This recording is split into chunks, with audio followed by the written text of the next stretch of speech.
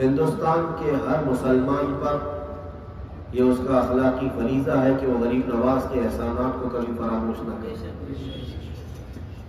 سلطان الہند غریب نواز ہمارے لیے اللہ تعالیٰ کی وہ عظیم نعمت ہے کہ جن کی بدولت ہندوستان کے چپے چپے میں اسلام کی چمک اور رمک باقی ہے۔ آج سرکار غریب نواز کو وصال فرمائے 800 سال سے زیادہ کا عرصہ گزر گیا، لیکن ان کی محبت میں لوگوں کے اندر کوئی کمی نہیں آئی، بلکہ ہر زمانہ آتا ہے، ہر نئی نسل آتی ہے اور ان کی محبت کی فراوانی ویسی ہی نظر آتی ہے۔ اس لیے کہ اللہ تعالیٰ کے کچھ محبوب بندے وہ ہیں جن کو اللہ تعالیٰ کبھی ختم نہیں فرماتا، ان کے نام کو، ان کے نشان کو ہمیشہ برقرار رکھتا ہے۔ بہت ساری کرسیاں آئیں گئیں، کتنے حکومت کیے اور چلے گئے، کچھ تو بادشاہ آئے 40 سال 50 سال بھی حکومت کیے، لیکن اب ان کی تاریخ جاننے والے لوگ بھی کم رہ گئے۔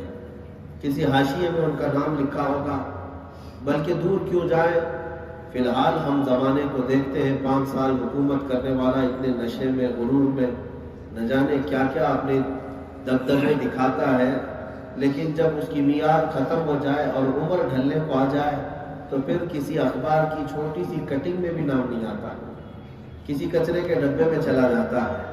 تو یہ وہ حکومتیں ہیں جو طاقت کے بل بوتے پر آئیں یا پھر مال و دولت اور حرص و طمع کے بل بوتے پر آئیں، لیکن سرکار غریب نواز رضی اللہ تعالیٰ عنہ کی حکومت وہ ہے جو عشق رسول کے بل بوتے پر آئی، اللہ رب العزت کی ذات پر توکل کے بل بوتے پر آئی، جس کی وجہ سے آج تک سینوں پر ان کی حکومت طاری ہے، جاری ہے اور ساری رہے گی انشاءاللہ۔ میرے عزیزوں، میں آپ کو بتاؤں کہ آپ کی ولادت سے لے کر مختصر سی تاریخ میں آپ کو بتاؤں گا، اور اس کے بعد آج عرس غریب نواز کا ایک میسج آپ کے درمیان نشر کرنا چاہتا ہوں۔ سنجر کا وہ علاقہ جہاں آپ کی ولادت ہوئی، تو آپ کو سنجری بھی کہا جاتا ہے۔ سنجر وہ ایک محلے کا نام تھا، ایک چھوٹی سی بستی جہاں پر آباد تھی، لیکن آپ کو بتاؤں وہ علاقہ ایسا ہے، تاریخ میں لکھا گیا ہے، میں نے اور دوسرے علاقوں کے بارے میں تو نہیں پڑھا، لیکن سنجر کے بارے میں لکھا گیا ہے کہ پورے سنجر میں رہنے والا کوئی ایک شخص بھی ایسا نہیں تھا جس کی تہجد قضا ہوتی ہو۔ سنجر کا علاقہ ایسا تھا کہ ہر گھر کا ہر فرد تہجد کی نماز کا پابند تھا۔ جس محلے میں آپ کی ولادت ہوئی، ایک بار ایسا اتفاق ہوا، آپ کے والد حضرت غیاث الدین، نام سنا ہوگا، اتفاق ایسا ہوا کہ تہجد کو اٹھنے والے لوگ جو ہے وہ فجر سے پہلے اٹھتے اور اپنی تہجد کی نماز ادا کرتے، اس کے بعد تھوڑی تسبیح اور ذکر و اذکار کے بعد فجر کی اذان ہوتی، نماز پڑھتے، یہ وہاں کا معمول تھا۔ تو رات کو معمول کے مطابق جب سنجر کے لوگ تہجد کے لیے اٹھے تو زیادہ اجالا ہو چکا تھا، اجالا اتنا ہو چکا تھا کہ فجر محسوس ہونے لگ گئی۔ تو اسے بڑا افسوس ہوا اٹھنے والے کو کہ آج ہماری تہجد قضا ہو گئی، کہ غفلت ہو گئی۔ پھر اس نے ادھر ادھر نظر دوڑائی تو ہر کسی کو دیکھا، گھر سے کوئی نکل رہا ہے، کوئی ادھر سے نکل رہا ہے، جس سے بھی پوچھو تو پتہ چل رہا ہے اس نے بھی تہجد نہیں پڑھی، اس نے بھی نہیں پڑھی، سب کی قضا ہے۔ اجالا اتنا ہو گیا، اتفاق سے سارے لوگوں کا یہ ہجوم جمع ہوتا ہوتا ایک گھر کی طرف آیا۔ ایک 95 سال کے بزرگ وہاں پر تھے، 95 ایئر، وہ تہجد کے لیے وہ اٹھے تو انہوں نے بھی اجالا دیکھا اور مجمع کو دیکھا کہ ہر کوئی پریشان ہے کہ آج ہماری سب کی تہجد کیسے چھوٹ سکتی ہے۔ تو اس بوڑھے بزرگ کے پاس لوگ آئے اور کہا کہ ایسا کیسے ہو گیا، آج سب کے ساتھ اتفاق۔ تو اس بزرگ نے کہا کہ میاں، کون کہتا ہے کہ تہجد چھوٹ گئی، تہجد کا وقت باقی ہے۔ یہ گھڑیوں کا زمانہ نہیں تھا کہ گھڑی دیکھ کر کے فوراً پہچان لیں کہ 3 بج رہے 4 بج رہے، وہ تو آسمان کے اجالے کو دیکھ کر کے ہی وقت طے کرتے تھے۔ اس 95 سال کے بزرگ نے کہا، کون کہتا ہے تہجد چھوٹ گئی؟ کہا میاں دیکھتے نہیں اتنا اجالا ہو گیا۔ اس بزرگ نے کہا یہ اجالا فجر کا نہیں ہے، کوئی اور اجالا، یہ فجر کا اجالا نہیں ہے جو فجر ہوتی ہے۔ تو کہا اور کون سا اجالا ہے؟ تو وہ کہنے لگے چلو میرے ساتھ، سارا مجموعہ ان کے پیچھے پیچھے چلنے لگا. تو وہ ایک گھر سے اتنا اجالا آ رہا تھا، وہ حضرت غیاث الدین کا گھر تھا. رات کے وقت حضرت غیاث الدین، ان کے گھر سے، ان کی چھت سے اتنا اجالا آ رہا تھا کہ لگتا تھا کہ صبح ہو چکی اور اکثر کی تہجد قضا ہو گئی. تو سب لوگ جب وہاں پر جمع ہوئے اور دروازے کو دستک دیا، غیاث الدین باہر آؤ. جب وہ باہر آئے تو پوچھا کیا ہے تمہارے گھر میں؟ کہا آج بیٹے کی ولادت ہوئی، جس کا نام حسن رکھا گیا ہے، وہی غریب نواز کی ولادت تھی. جس گھڑی غریب نواز کی ولادت ہوئی، سنجر کا علاقہ جو رات کے وقت تھا وہ پورا روشن ہو چکا تھا. پھر مجھے بتاؤ میرے عزیزوں، غریب نواز جب ہند میں قدم رکھے تو پھر یہاں پہ پورا شرک کا اندھیرا کیسے رہ سکے؟ ظاہر سی بات ہے، انہوں نے جہاں قدم رکھا وہاں روشنی ہی روشنی آئی. اور 800 سال کے بعد آج ان کا ذکر جہاں کرتے ہیں وہاں بھی روشنی ہی روشنی، اجالا ہی اجالا ہے. تو یہ تو ولادت کا ان کا واقعہ تھا، جس شان سے مولا کریم نے ان کی ولادت عطا کی ہے. ان کے گھر میں ان کی ماں بھی پرہیزگار، ان کے والد بھی پرہیزگار، اور دونوں صحیح النسب سادات میں سے ہیں. حضرت غریب نواز حسینی سادات میں سے تھے. حضرت غریب نواز رضی اللہ تعالیٰ عنہ کی والدہ بھی اور والد بھی دونوں سادات میں سے تھے.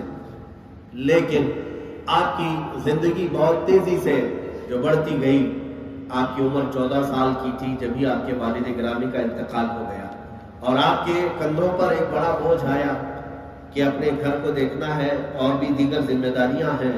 تو والدہ نے ان کے شوہر کی طرف سے جو وراثت ملی تھی وہ جلد سے جلد اپنے اولاد میں تقسیم کر دیا. حضرت سرکار غریب نواز کے وراثت میں ایک باغیچہ آیا جو انگوروں کا باغیچہ تھا. تو اس باغیچے کی دیکھ بھال آپ نے اپنا مشغلہ بنا لیا کہ اب میں اسی باغیچے کو دیکھتا ہوں اور اسی میں میرا گزر بسر چلے گا. جبکہ آپ حافظ قرآن ہو چکے تھے 7 سال کی عمر میں، 14 سال کی عمر میں باغیچے کی دیکھ بھال کرتے تھے. ایک اور حیرت انگیز چیز میں آپ کو بتاؤں کہ حضرت سرکار غریب نواز رضی اللہ تعالیٰ عنہ کا معمول یہ تھا کہ باغیچے میں جاتے تو کرتے کیا تھے؟ باغیچے میں جا کر بیٹھتے اور قرآن پاک کھولتے اور تلاوت اتنے اچھے انداز میں کہ سارے لوگ جھوم جائیں. قرآن پاک بھرپور تلاوت کر کے بند کرتے، شام ہو جاتی. اتفاق ایسا کہ غریب نواز رضی اللہ تعالیٰ عنہ نے چند دنوں کے بعد دیکھا کہ ان کے باغیچے میں جو پتے گرتے ہیں، کچرا گرتا ہے، جھاڑنا تو پڑتا ہے. تو آپ جب صبح آتے تھے تو سب کا سب جھاڑا ہوا ہوتا تھا، سب جگہ ایک جگہ جمع کیا ہوتا، درختوں کو پانی دیا گیا ہے اور سب کچھ باغیچہ صاف ستھرا. آپ نے دیکھا کہ کون خادم مل گیا نیا، میں تو اکیلا باغیچے کی رکھوالی کرتا تھا. دوسرے دن آئے، دوسرے دن بھی پتے سب صاف ہیں، درختوں کو پانی دیا گیا. 3 دن تک آپ نے دیکھا. اس کے بعد آپ نے سوچا کہ کوئی میرے باغیچے میں داخل ہو رہا ہے، اور کون ہے جو میرے باغیچے میں یہ پتے سب کچرا اٹھاتا اور پانی بھی دے کر جاتا ہے. تو آپ نے ایک دن اچانک رات کے وقت باغیچے میں آنے کا ارادہ فرمایا. رات کے وقت باغیچے میں اچانک آئے تو پتوں کے جھاڑنے کی آواز آ رہی تھی، کوئی جھاڑو سے جھاڑ رہا ہے اور درختوں کو پانی دے رہا ہے. حضرت غریب نواز اپنے باغیچے کے دروازے کے قریب ہی کھڑے ہو کر کے پکارتے ہیں کہ جو کوئی بھی میرے باغیچے میں آیا ہے فوراً کے فوراً میرے پاس آ جائے. کون ہے وہ اور میری اجازت کے بغیر کون یہ جھاڑو جھاڑ رہا ہے؟ تو تھوڑی دیر کے لیے جھاڑنے کی آواز رک گئی، پانی کی آواز رک گئی. پھر آپ نے دوبارہ پکارا، تیسری مرتبہ پکارا تو سامنے کچھ شخصیات آئی. وہ عام لوگ نہیں تھے، وہ جنات تھے. ان کی شکلیں اتنی بڑی بڑی، وہ اپنے مخصوص لباس میں تھے. حضرت غریب نواز رضی اللہ تعالیٰ عنہ نے پوچھا کہ تم کون لوگ ہو؟ کہا ہم قوم جنات سے ہیں. کہا یہ میرے باغیچے کی صفائی تم کیوں کر رہے ہو؟ وہ جنات کہتے ہیں اس لیے کہ ہم نے پڑھا ہے ہر شاگرد اپنے استاد کی کوئی خدمت ضرور کر سکتا ہے. کہا یہ کون سی نسبت ہے؟ کہا ہم برسوں سے قرآن پاک کی تلاوت کرتے ہیں، برسوں سے قرآن پاک. مومن بھی ہوتے ہیں جنات میں، کافر بھی ہوتے ہیں جنات. تو مومن جنات کی بات چل رہی ہے.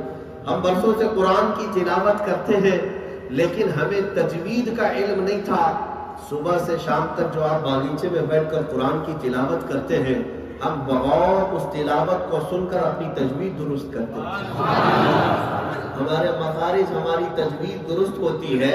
اس اعتبار سے آپ ہمارے استاد ہیں، اور استاد کے باغیچے کی صفائی کرنا کون سی بری بات ہے؟ میرے عزیزو، یہاں تو بابا لوگ بیٹھے ہوں گے 40 دن کا عمل کر کے جن کو قبضے میں کر لیں، موکل آ جائے، چراغ رگڑیں تو آ جائے، کائے کے لیے میاں؟ ارے نہیں، کچھ کام کروائیں گے لوگوں کو، یہ بیوقوف بنانے کے کتنے بزنس چلتے رہتے ہیں۔ وہ تو سرکار غریب نواز قرآن کی تلاوت کرے تو جنات خدمت کے لیے حاضر ہو جائے۔ میرے عزیزو، یہ بات بعید نہیں ہے کہ اللہ تبارک و تعالیٰ نے تمہیں اشرف المخلوقات بنایا، جنات سے کہیں زیادہ پاور تمہیں عطا فرمایا، لیکن جو لوگ اپنی طاقت اور اپنی حیثیت کو سمجھے بغیر موکل اور جنات کو قبضے میں کرنے کے لیے پتہ نہیں کیا کیا عملیات کر کے خود کو تباہ کرتے ہیں، یہ خام خیالی ہے۔ ضرورت نہیں، تم اپنے پاور، اپنی طاقت کو بڑھاؤ، ذکر الہی سے تمہاری روح اتنی پاورفل ہو سکتی ہے کہ ہزاروں جنات تمہاری شاگردی پر فخر کریں گے، ہاں تمہاری غلامی اور تمہاری خدمت پر فخر کریں گے، یہ ضرورت نہیں۔ اور سرکار غریب نواز رضی اللہ تعالیٰ عنہ کے ان واقعات میں بہت ساری چیزیں ہیں۔ آپ نے اپنی زندگی میں سفر زیادہ کیا، سفر یہ پکنک والا سفر نہیں ہے کہ ایسی کہیں جا کر کے گھوم پھر کر کے آئے، ان کا سفر دینی سفر ہوتا، جس جگہ سے گزرتے وہاں لوگوں کو دائرہ اسلام میں داخل کرتے، سب کو دامن اسلام سے وابستہ کروا کے جاتے۔ آپ نے اپنی زندگی پاک میں جو سفر کی وہ بغداد کا، نیشاپور کا، سمرقند، بخارا اور مصر، اس کے بعد مکہ مکرمہ، مدینہ طیبہ، پیدل سفر کرتے تھے، پیدل سفر۔ آپ کے سفر کی جو مقدار ہے وہ 17 سال لگتی ہے، 17 سال۔ اور اس 17 سال میں ایسا نہیں کہ کنٹینیو سفر کرتے چلے جائیں، بیچ بیچ میں جن بڑے اولیاء کرام کی خانقاہیں آتی وہاں بیٹھتے، مجاہدے کرتے، کئی جگہ آپ کے چلے ہیں، مجاہدے عبادات کرتے ہوئے وہ اپنا سفر جاری رکھتے تھے۔ بغداد کا سفر کیا، نیشاپور کا سفر کیا، پھر ہارون ایک جگہ ہے وہاں پہنچے تو اپنے پیر و مرشد کو پایا، حضرت خواجہ عثمان ہارونی رضی اللہ عنہ، اور ان کی صحبت میں خود مکہ اور مدینے کا سفر بھی کیا۔ پھر ایک وقت وہ آیا جب آپ اپنے وطن لوٹے، کئی سال کے بعد بے قراری بہت زیادہ ہو گئی، آپ کو بے قراری بے چینی ہونے لگی، تو آپ پھر مدینے کے سفر پر چل پڑے۔ جب آپ مدینہ طیبہ کے سفر پر گئے تو بارگاہ مصطفیٰ صلی اللہ تعالیٰ علیہ وسلم نے حاضری دی، اور رات کو سو رہے تھے، خواب میں میرے آقا صلی اللہ علیہ وسلم تشریف لائے اور فرمایا کہ حسن معین الدین، تم یہاں کیا کر رہے؟ میں نے تجھے ہند کی ولایت عطا کی۔ ہندوستان وہ کبھی آئے نہیں تھے، ہندوستان آئے نہیں تھے۔ سرکار غریب نواز کو میرے آقا صلی اللہ علیہ وسلم نے اجمیر کا نام بھی بتایا کہ یہ تمہارا مسکن ہوگا، یہ تمہارا ماما ہوگا، یہاں پر تم رہو گے۔ دوسرے دن حضرت غریب نواز فرماتے، مجھے یہ وسوسہ تھا کہ یہ سفر کیسا ہوگا، راستہ کیسا ہوگا، یہ اجمیر ہے کون سی جگہ، کون سا علاقہ ہوگا۔ حضور کی بارگاہ میں حاضری دے کر اپنے قیامگاہ پر آئے، سوئے، نبی پاک صلی اللہ تعالیٰ علیہ وسلم نے ہر راستے کا نقشہ ان کے سامنے رکھا، کون سے راستے سے وہ گزریں گے، کہاں کہاں سے جائیں گے۔ میرے عزیزوں، اتنی بات ہے کہ میرے آقا جب کسی کو نوازتے ہیں تو ساری سہولیات کے ساتھ نوازتے ہیں۔